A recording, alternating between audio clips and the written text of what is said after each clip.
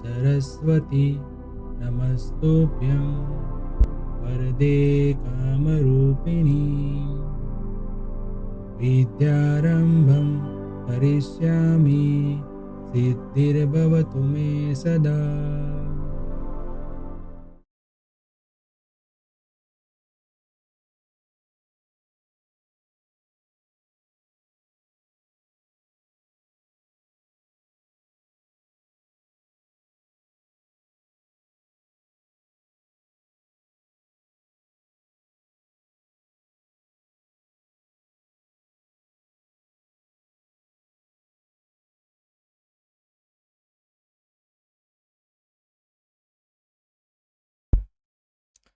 Hello everyone, welcome to Mantra e learning.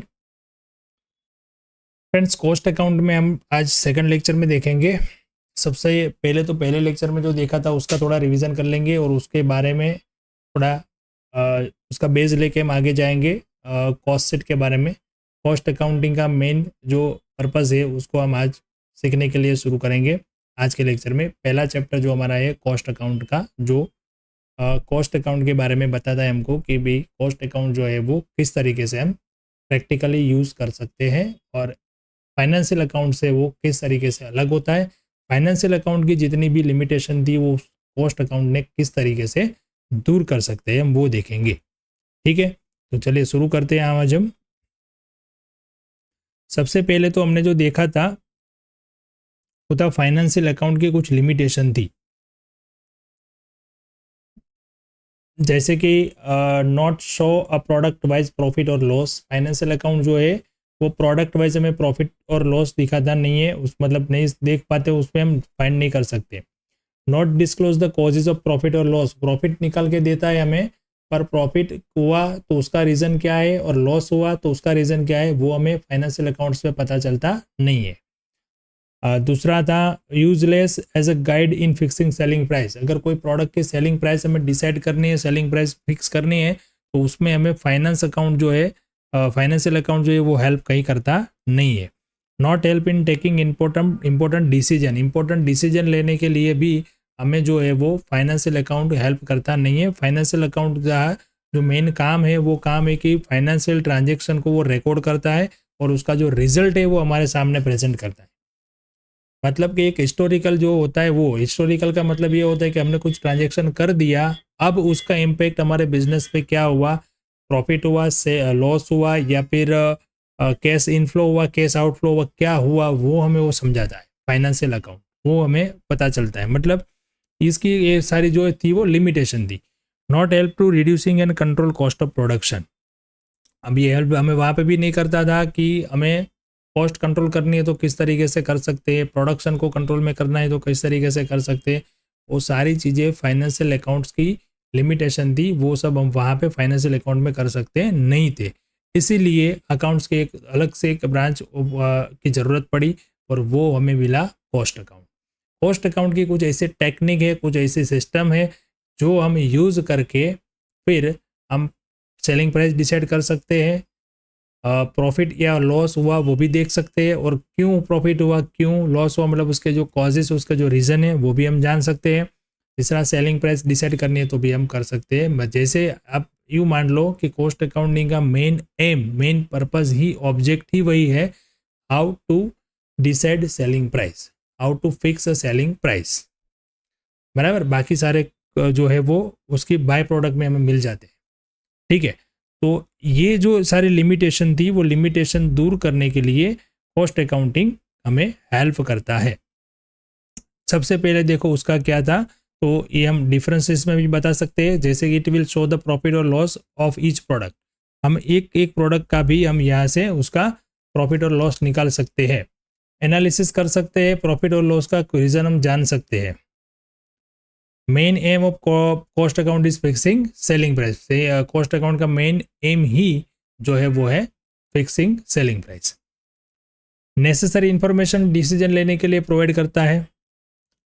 Wastage कहाँ पे होता है वो आइडेंटिफाई करता है, और help to reducing and control of cost of production. Cost production की जो सिस्टम है उसको में कॉस्ट को कंट्रोल करने के लिए वेस्टेज कहाँ पे होता है, कहाँ पे हम ध्यान रखें तो कॉस्ट मिनिमम कर सके, वो सारी चीज़ें हमें कॉस्ट अकाउंट से मिलती है। मतलब ये बोल सकते हैं कि cost account is developed out of the limitation of financial account. Financial account की लिमिटेशन को दूर करने के लिए ही कॉस्ट अकाउंटिंग की टेक्निक, कॉस्ट अकाउंटिंग की सिस्टम को डेवलप किया गया है, ये हम बोल सकते हैं। ठीक है, तो अब जानते हैं हम कॉस्ट अकाउंटिंग की सिस्टम क्या है, कॉस्ट अकाउंटिंग की टेक्निक क्या होती है। ठीक है, चलिए देखो, सबसे पहला जो है वो एम है उसका सेलिंग प्राइस डिसाइड करना, तो हम उसी के बेस लेके चलेंगे। जैसे कि मान लो किसी प्रोडक्ट की हमें सेलिंग प्राइस डिसाइड करना है, तो सेलिंग प्राइस का सिंपल सा एक फॉर्मूला है और वो है कॉस्ट प्लस प्रॉफिट। प्रोडक्ट की जितनी कॉस्ट होगी उतना तो पैसा हम कस्टमर से लेंगे ही, बट उसमें हमारा प्रॉफिट ऐड करेंगे तब वो सेल प्राइस बनेगी। Sales without profit not possible. Without profit कभी भी कोई भी बिजनेसमैन सेल्स करेगा नहीं। अब ये प्रॉब्लम कहाँ पे आता है, सेलिंग प्राइस हम डिसाइड तो आसानी से कर लेते हैं, बट जब कॉम्पिटिटर होता है, जब कंपटीशन मार्केट होता है, तब ये डिसाइड करना बहुत ही मुश्किल हो जाता है। क्यों? क्योंकि क्वालिटी भी हमें सबसे अच्छी देनी है और प्राइस भी जो मार्केट में चल रहा है उतना रखना है या उससे कम रखना है, उसके ऊपर तो हम जा नहीं सकते, वो हमारे पे लिमिटेशन आ जाती है। तो अब देखो, ये फॉर्मूला सिंपल सा है कि sales is equal to cost plus profit. हम बहुत से पढ़ते आ रहे हैं, बराबर, कि भाई जो सेल्स होता है उसको कॉस्ट प्लस प्रॉफिट करो, यानी कि सेल्स में जब प्रॉफिट माइनस करो तो कॉस्ट मिलेगा, या कॉस्ट में प्रॉफिट प्लस करो तो सेल मिलेगा। ठीक है, ये सिंपल एग्जांपल मैथमेटिक्स में भी हमने पढ़े हुए हैं। बट यहाँ पे जो कंसेप्ट हमें समझना है वो ये है कि देखो, मेरे पास एक लिमिटेशन आ गई, मान लो कि कॉम्पिटिटर मार्केट में, कि मैं सेलिंग प्राइस जो है वो उसका फिक्स हो गया कि भाई मार्केट में 100 रुपीज़ में मेरी जो प्रोडक्ट है वो बहुत सारी कंपनी बेच रही है। अब मैं वो प्रोडक्ट बनाने जा रहा हूँ और वो प्रोडक्ट की कॉस्ट ही मेरे लिए 100 रुपीज़ हो जाती है, तो फिर उसकी सेलिंग प्राइस कितनी रखनी पड़ेगी, 100 से प्लस, और 100 से प्लस रखेंगे तो मार्केट में हम चलेंगे नहीं। मतलब मैं आपको ये समझाना चाहता हूँ कि हमें अगर प्रॉफिट बढ़ाना है और मार्केट में टिकना है, सेलिंग प्राइस भी कॉम्पिटिटर से हमें कम रखनी है या कॉम्पिटिटर जितनी रखनी है, तो सबसे जो इम्पोर्टेंट पार्ट होता है, वो पार्ट हमारे कंट्रोल में जो होता है वो है कॉस्ट। सेल प्राइस हमारे कंट्रोल में अभी नहीं है क्योंकि कंपटीशन है, तो कॉम्पिटिटर ने जो रखी उससे तो ज़्यादा हम जा नहीं सकते। अगर ज़्यादा जाना है तो फिर हमें वो क्वालिटी देनी पड़ेगी। ठीक है, तो वो सारी लिमिटेशन है, तो हमारे पास एक ही ऑप्शन रह जाता है, वो है कॉस्ट। जितना हम कॉस्ट को मिनिमाइज करेंगे उतना हम प्रॉफिट बढ़ाएंगे, जितना हम कॉस्ट मिनिमाइज करेंगे उतना हम प्रॉफिट बढ़ा के सेलिंग प्राइस डिसाइड कर सकते। ठीक है, तो यहाँ पे कॉस्ट अकाउंटिंग में ये टेक्निक है जिससे हम कॉस्ट को मिनिमाइज कर सकते हैं, कॉस्ट को कम कर सकते हैं और कॉस्ट को कंट्रोल कर सकते हैं विदाउट कॉम्प्रोमाइज ऑफ क्वालिटी। ठीक है, तो ये क्या क्या टेक्निक है वो हम समझते हैं।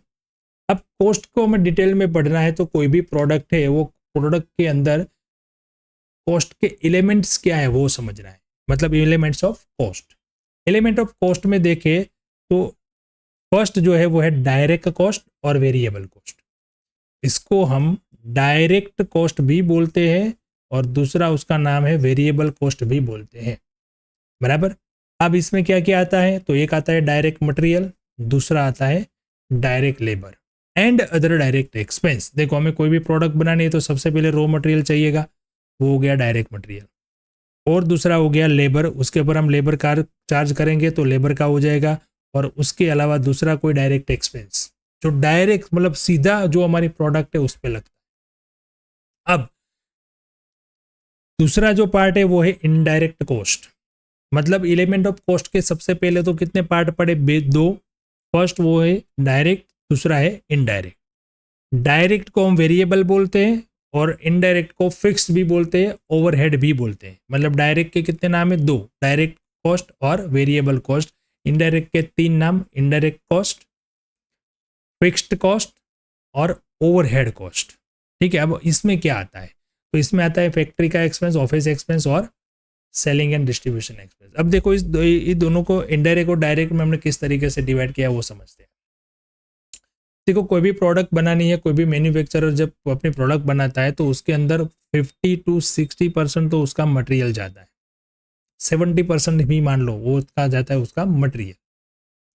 फिर उस पर लेबर का खर्चा होता है, मशीन पे बनाते हो तो मशीनरी का खर्चा लगता है, लेबर का खर्चा लगता है। तो वो जो है मतलब एग्जाम्पल पे समझो कि कोई एक फैक्ट्री है, वो फैक्ट्री के अंदर 10 प्रोडक्ट बनती है, तो ये 10 से 10 प्रोडक्ट के अंदर से हम कौन सी प्रोडक्ट में कितना मटेरियल लगा वो हम फाइंड कर सकते हैं।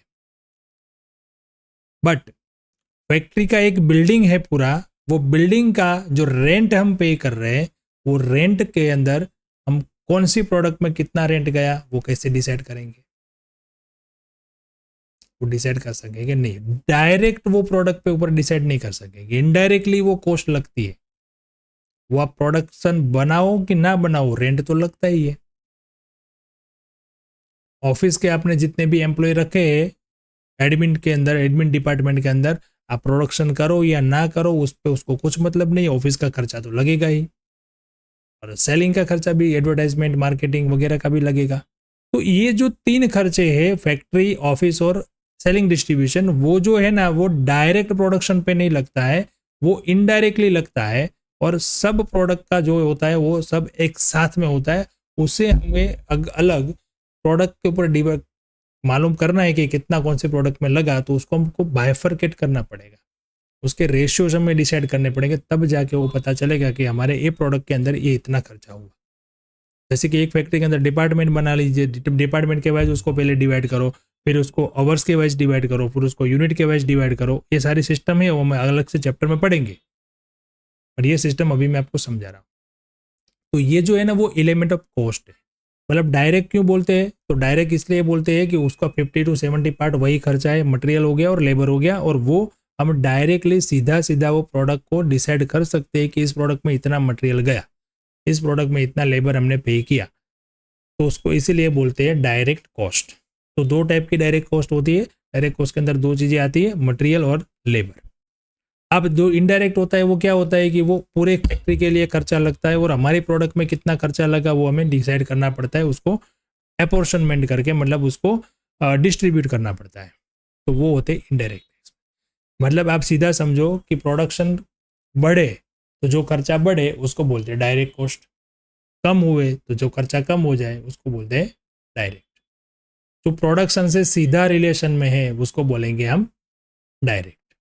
अब फैक्ट्री का रेंट हो गया, ऑफिस का सैलरी हो गया, उसको प्रोडक्शन से सीधा सीधा कोई कनेक्शन नहीं है, पर वो प्रोडक्शन के लिए खर्चा होता है, तो उसके लिए हम उसको इनडायरेक्ट बोलेंगे। ठीक है, तो ये है cost of element of cost.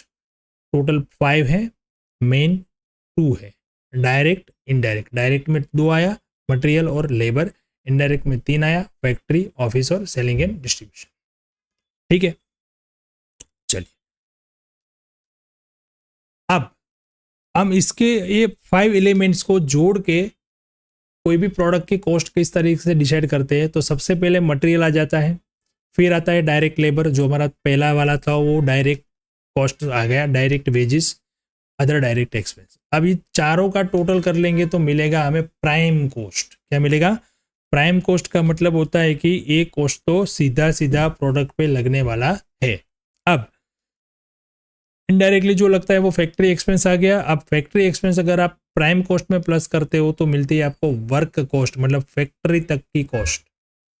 फिर आती है ऑफिस का एक्सपेंस, उसमें ऐड होता है, तो फिर वो आ गया प्रोडक्शन कॉस्ट, मतलब ये टोटल प्रोडक्शन बन गया, तैयार हो गया। अब आता है उसमें सेलिंग और डिस्ट्रीब्यूशन का एक्सपेंस, मतलब पैकिंग का खर्चा हो गया, डिलीवरी का खर्चा हो गया, सेल्समैन का एक्सपेंस हो गया। तो ये सब खर्च हम ऐड करेंगे तब हमारे प्रोडक्ट की टोटल कॉस्ट हमें मिलेगी। इसमें सारी चीज़ें जो है वो आ गई, मतलब हमको 5 हेड्स, 5 एलिमेंट्स याद रखने हैं, कोई भी प्रोडक्ट की कॉस्ट निकालनी है। तो ये जो है ना वो हेडिंग है, इसके अंदर कई सारे खर्चे आते हैं। जैसे फैक्ट्री एक्सपेंस, तो फैक्ट्री में जितना भी खर्चा होता है वो सब फैक्ट्री एक्सपेंस के अंदर आता है। वो हम कॉस्ट शीट का अलग से चैप्टर पढ़ेंगे, उसमें हम देखेंगे। बट ये जो है बेसिक आपको ये समझना है कि कॉस्ट अकाउंटिंग जो है वो किस तरीके से काम करता है। तो 5 एलिमेंट है, इस तरीके से हम प्रोडक्शन की एक कॉस्ट शीट बनाएंगे। एक कॉस्ट शीट में हमें 4 टाइप की कॉस्ट मिल रही है। सबसे पहली मिलती है प्राइम कॉस्ट। प्राइम कॉस्ट क्या है? तो मटेरियल प्लस लेबर। अब प्राइम कॉस्ट में हमने प्लस कर दिया फैक्ट्री एक्सपेंस, तो हमें कौन सी कॉस्ट मिल गई? Work cost. वर्क कॉस्ट में हमने प्लस कर दिया ऑफिस, तो कौन सी मिल गई? Production cost. अब इसमें सेलिंग एक्सपेंस प्लस कर दिया तो मिल गई टोटल कॉस्ट।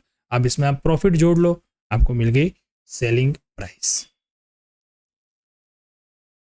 ठीक है, तो ये हो गया कॉस्ट का पार्ट मेरा, जो आपको मैंने एलिमेंट वो समझाने थे वो हो गया। अब कॉस्टिंग की जो मेथड है ना, वो सब इंडस्ट्रीज में सेम नहीं है। इंडस्ट्री वाइज जो है वो थोड़ी थोड़ी अलग अलग सी कॉस्टिंग की टेक्निक हमें काम करनी है और हमें आपको एक एक चीज़ वो है सीखनी है कॉस्ट अकाउंट में। आप एसवाई में भी पढ़ोगे, सेकंड ईयर में भी और थर्ड ईयर में भी पढ़ोगे, एमकॉम में जाओगे उसमें भी आप कॉस्ट अकाउंट की अलग अलग सी टेक्निक पढ़ोगे। अब देखो, सबसे पहला ये यूनिट कॉस्टिंग जो हम पढ़ेंगे इस सेमेस्टर के अंदर, वो कहाँ पे यूज होती है, कौन सी इंडस्ट्रीज में? तो माइंस एंड क्वेरीज, ये आपको एमसीक्यू और शॉर्ट क्वेश्चन में क्वेश्चन आता है तो ध्यान से समझना है। ब्रिक्स वर्क, जहाँ पे ब्रिक्स बनती है, जहाँ पे यूनिट वाइज कोई भी प्रोडक्ट हम उसको यूनिट को हम मेजर कर सकते हैं, वहाँ पे यूनिट कॉस्टिंग की मेथड यूज होती है। Dairies, poultry, flour mills, paper mills, cement industries, unit costing की मेथड जो है वो वहाँ पे यूज होती है जहाँ पे आप प्रोडक्शन का जो भी है उसको यूनिट में मेजर कर सकते हो। और दूसरी चीज, प्रोडक्शन कंटिन्यूअसली होना चाहिए। ये देखो, जितनी भी इंडस्ट्रीज मैंने लिखी वो रुकने वाली नहीं है, बंद नहीं होने वाली, सब में प्रोडक्शन कंटिन्यूअसली। सीमेंट का इंडस्ट्रीज कभी प्रोडक्शन बंद नहीं होता, उसको ऑर्डर मिले फिर वो प्रोडक्शन करे ऐसा नहीं है, उसको प्रोडक्शन चालू ही रखना है क्योंकि उसकी डिमांड कभी खत्म होने वाली ही नहीं है। ठीक है, mines, bricks, dairies, poultry, flour mills, paper mills, तो ये सारी इंडस्ट्री है। आपको क्वेश्चन आ सकता है यूनिट कॉस्टिंग मेथड का कौन सी इंडस्ट्रीज में काम आता है, वो आप इसमें लिख सकते हो। ठीक है, दूसरा है जॉब कॉस्टिंग। जॉब कॉस्टिंग का जो मेथड है वो आता है प्रिंटिंग प्रेस में, गैरेज में, रिपेयरिंग में और पेंटिंग और डेकोरेटिंग में। अब ये क्या होता है जॉब कॉस्टिंग? तो जॉब कॉस्टिंग वो मेथड है जहाँ पे आप जो भी काम करते हो, जो भी प्रोडक्ट पे आप काम करते हो, उसका पर्टिकुलर एक वर्क होता है और वो जो वर्क होता है वो आपको कस्टमर से ऑर्डर मिले उसके बाद आपको काम करना है, तो उसकी आपको कॉस्ट उसी के ऑर्डर के हिसाब से देनी है, उसको बोलते हैं जॉब कॉस्टिंग। मान लीजिए कि आपने कोई प्रिंटिंग प्रेस में अपना कोई जो है वो प्रिंट करने के लिए दिया, तो उसके लिए वो बन गया एक जॉब। क्यों? क्योंकि उसके अंदर वो पर्टिकुलर ही काम करेगा, पर्टिकुलर उसमें इंक लगेगी, पर्टिकुलर वो कलर लगेगा, पर्टिकुलर नंबर की वो कॉपीज निकलेगी, तो उसके लिए वो जॉब एक अलग हो गया, उसकी कॉस्ट अलग आती है। अब दूसरा कोई आया, उसने कुछ दूसरा दिया, अलग से पेपर यूज़ करने, अलग वो करना है, तो फिर उसकी कॉस्ट अलग आएगी। बराबर। गैरेज के अंदर आप देखोगे, अब कार लेके जाते हो, कोई भी व्हीकल लेके जाते हैं तो उसका वो जॉब शीट बनाता है, वर्कशीट बनाता है पहले कि क्या क्या काम करना पड़ेगा, वो एक एक यूनिट वाइज होता है। मतलब हमारी कार गई तो उसमें कुछ अलग से खर्चा लगेगा, दूसरी कार आई तो उसमें कुछ अलग से लगेगा, तो ये होता है जॉब कॉस्ट, जहाँ पे ऑर्डर पे काम होता है, कंटिन्यूसली काम नहीं होता है। कस्टमर आया, उसने हमें ऑर्डर दिया और उसकी जैसी रिक्वायरमेंट उस हिसाब से हमें उसका जॉब लिया और उसको उसकी कॉस्ट हमें बना के दी, वो होता है जॉब कॉस्ट। पेंटिंग और डेकोरेटिंग का भी वैसे ही उसी तरीके से होता है, कितने एरिया में पेंटिंग करना है, कौन सा कलर यूज़ करना है, क्या होता है, उस हिसाब से उसकी cost. Batch costing, batch costing जो होती है ज़्यादातर फार्मास्यूटिकल इंडस्ट्रीज में काम आती है। जैसे आपने दवाइयों के रेपर में देखा होगा, पीछे लिखा होता है बैच नंबर, ये जॉब कॉस्टिंग का ही ये कैटेगरी है, बट ये वहाँ पे काम होता है जहाँ से प्रोडक्शन जो है वो एक लॉट में प्रोडक्शन बनता है। जैसे दवाई के अंदर देखो कि जो दवाई बनती है तो उसका एक लॉट बन गया तो उसको बैच नंबर दे दिया कि इस बैच में इतनी दवाई बनी। अब दूसरी बार प्रोडक्शन किया तो उसको बैच नंबर 2 दे दिया। अलग अलग बेचेस में जैसे जैसे रिक्वायरमेंट होगी उस तरह से। हम मान लो कि दवाई ऐसी है चीज़ कि जो रिक्वायरमेंट तो है ही, तो उसका प्रोडक्शन जो है वो बल्क में एक साथ नहीं होगा, जैसे रिक्वायरमेंट होगी उस तरीके से बनता जाएगा, तो जैसे बनेगा उसका बैच नंबर हो गया। जैसे मान लो कि 12 महीने के अंदर 12 बेचेस में हमें अलग अलग से बनाने हैं, तो वो गया वो, ठीक है, वो बैच कॉस्टिंग होता है। हार्डवेयर मेकिंग, हार्डवेयर मेकिंग का मतलब होता है कि हार्डवेयर के जो आइटम्स होते हैं, मशीन के टूल्स होते हैं कुछ न कुछ, बराबर, तो वो भी सारी चीज़ें जो होती है उसका इंडस्ट्री जो होता है वहाँ पे बैच कॉस्टिंग होता है कि ये पार्ट्स कौन सी बैच में बना था, बराबर है, उस तरीके से। कॉन्ट्रैक्ट कॉस्टिंग है, ये भी जॉब कॉस्टिंग का ही एक कैटेगरी हम बोल सकते हैं। जॉब कॉस्टिंग के अंदर क्या होता है, छोटा छोटा जॉब होता है, शॉर्ट टर्म के लिए होता है, और कॉन्ट्रैक्ट में क्या होता है, एक लॉन्ग टाइम के लिए होता है। जैसे बिल्डिंग बनाने का कॉन्ट्रैक्ट हो गया, तो वो एक जो भी है ना उसकी कॉस्ट अलग से निकालनी पड़ेगी। तो कंस्ट्रक्शन वर्क का हो गया, manufacture of large complicated machine बनाने का कॉन्ट्रैक्ट हो गया, बराबर। शिप बिल्डिंग इंडस्ट्री, तो ये सारी चीज़ें तो उसे कॉन्ट्रैक्ट पे काम करती है, ठीक है, वो कॉन्ट्रैक्ट कॉस्टिंग हुई। प्रोसेस कॉस्टिंग, जहाँ पे हम जो हमारी फिनिश प्रोडक्ट है वो अलग अलग स्टेजेस, अलग अलग प्रोसेस से पास होती है, वो सब होती है प्रोसेस कॉस्टिंग। जैसे मान लो कि ऑयल मिल, जैसे हम ग्राउंड नट ऑयल बनाते हैं, तो उसको सबसे पहले तो क्या करना पड़ेगा, ग्राउंड नट लाना पड़ेगा, उसको छिल के उसमें से वो पीनट्स निकालने पड़ेंगे। तो एक प्रोसेस ये हो गई, उसके बाद उसको पीसना पड़ेगा, दूसरी प्रोसेस ये हो गई, फिर तीसरी उसमें जो भी ऑयल निकला उसको हमें रिफाइन करना पड़ेगा। तो 3 प्रोसेस में जब ये पास होगी तब वो प्रोडक्ट फिनिश गुड्स में कन्वर्ट होगी। तो हर एक प्रोसेस में कितनी कॉस्ट हुई वो जानने के लिए प्रोसेस कॉस्टिंग की मेथड यूज होती है। टेक्सटाइल इंडस्ट्रीज, कपड़ों का मार्केट होता है, वहाँ पे भी ये होता है। पहले कपड़े को कटिंग करना पड़ता है, फिर उसको स्टिचेस करना पड़ता है, फिर उसको वॉश करना पड़ता है, फिर उसको पैकिंग करना पड़ता है, बराबर। तो ये सारी चीज़ें, शॉप का वर्क जो होता है वो।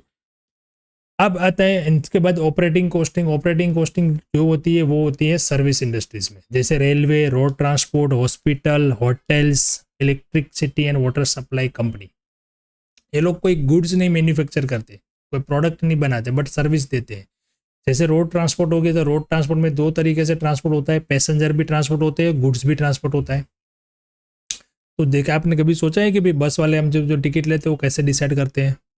कभी कभी बस पूरा भरा होता है, कभी बस खाली भी होता है, तो फिर भी उसको क्यों प्रॉफिट होता है?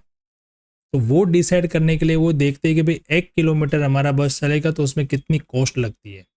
होटल्स में देखो कई सारे रूम्स होते हैं, तो कई सारे रूम जो होते हैं कभी पैक होते हैं, कभी पूरी होटल खाली होती है। तो उसका भी वो एवरेज निकालते हैं कि भाई एक दिन हम कितने रेंट पे, एक दिन का कितना रेंट लेंगे तो हमें प्रॉफिट होगा।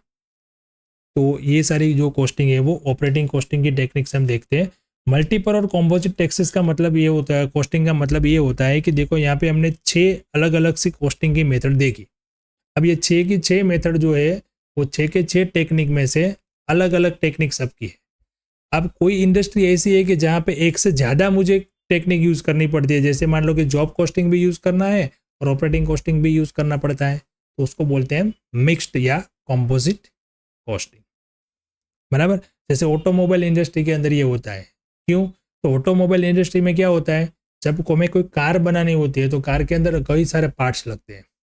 तो कुछ जो पार्ट्स होते हैं वो हम बाहर से मैन्युफैक्चर करवाते हैं, तो वो हो गया जॉब कॉस्टिंग। मतलब हमने जॉब पे दिया उसको बनाने के लिए, ऑर्डर दिया और बनाने के लिए, फिर वो पार्ट्स आए, फिर असेंबल करके हम कार में डालेंगे, बराबर। तो उसकी जो हो गई वो असेंबली का काम हो गया, तो वो फिर आ जाएगा प्रोसेस के अंदर। तो 2-3 चीज़ें हम यूज़ करते हैं, बराबर। सीविंग मशीन की इंडस्ट्री हो गई, कंप्यूटर का पार्ट्स, कंप्यूटर मेकिंग की इंडस्ट्री हो गई, तो ये सारी चीज़ें वहाँ भी एक से ज़्यादा हमें टेक्निक यूज़ करनी पड़ती है। अब इंडस्ट्री वाइज यूनिट क्या क्या होता है वो भी आप देख लीजिए, ये भी आपका क्वेश्चन आ सकता है। जैसे पेपर मिल है तो उसका यूनिट होगा पर केजी, उसकी कॉस्ट हम निकालेंगे तो पर केजी पे। ब्रिक्स होगा तो पर 1000 ब्रिक्स, एक ब्रिक्स की कितनी कॉस्ट वो नहीं निकालेंगे, 1000 ईंटों की कितनी कीमत है वो निकालेंगे। केमिकल इंडस्ट्री में पर लीटर या तो केजी या तो गैलन, बराबर है। रेलवे के अंदर पैसेंजर किलोमीटर और टन किलोमीटर, जैसे पैसेंजर होगा तो पैसेंजर के हिसाब से और गुड्स होगा तो टन किलोमीटर के हिसाब से। अब टन किलोमीटर क्या होता है, एक जो व्हीकल होता है वो 100 किलोमीटर चलता है तो उसको हम नॉर्मल किलोमीटर 100 किलोमीटर बोलते हैं, पर उसके ऊपर 5 टन वेट उसके ऊपर है तो वो होगा 500 टन किलोमीटर, क्योंकि वो 100 किलोमीटर चला और 5 टन लेके चला। तो जितना वेट ज़्यादा लगेगा उसका उतना कंजप्शन भी ज़्यादा बढ़ेगा, कॉस्ट भी ज़्यादा लगेगी, उस हिसाब से टन किलोमीटर, ठीक है। टेक्सटाइल इंडस्ट्री में हम पर मीटर या तो पर बेल वो हिसाब से गिनेंगे। माइनिंग में पर टन मिनरल्स, सीमेंट के अंदर पर टन ऑफ सीमेंट और पर बैग ऑफ सीमेंट। ब्रीवर्स में पर बैरल ऑफ वाइन और बियर और पर litre of wine. Flour mill के अंदर पर केजी और क्विंटल। इलेक्ट्रिसिटी की इंडस्ट्री में पर किलोवाट, और होटल के अंदर पर बेड और पर रूम। ये सारे जो है वो एग्जाम्पल है कि आप कौन सी इंडस्ट्री में कौन से यूनिट वाइज कॉस्ट की कैलकुलेट कर सकते हैं, वो आप यहाँ पे समझ सकते हैं, ठीक है। तो चलिए आज हमने जो पढ़ा वो इम्पोर्टेंट था, कॉस्ट अकाउंटिंग का बेसिक, कि कॉस्ट एलिमेंट्स ऑफ कॉस्ट क्या है और कौन कौन सी टेक्निक है जो हम कॉस्ट अकाउंटिंग में यूज़ करते हैं। अब ये जो टेक्निक है आपको एक एक करके डिटेल में पढ़नी है प्रैक्टिकली। जैसे हमारा नेक्स्ट चैप्टर होगा कॉस्ट, यूनिट कॉस्ट का चैप्टर है, वहाँ पे हम सीखेंगे कॉस्ट शीट कैसे बनाते हैं, वहाँ पे हम सीखेंगे टेंडर शीट कैसे बनाते हैं, जैसे कोई टेंडर भरना है तो उसकी टेंडर शीट कैसे बनाते हैं। ठीक है, तो चलिए मिलते हैं नेक्स्ट लेक्चर में नए चैप्टर के साथ। यहाँ पे हमारा फर्स्ट चैप्टर कंप्लीट होता है जिसमें हमने 2 लेक्चर में उसको डिटेल में पढ़ा। अब हम कॉस्ट अकाउंट की टेक्निक पढ़ना शुरू करेंगे नेक्स्ट लेक्चर से। ठीक है, thank you and have a good day.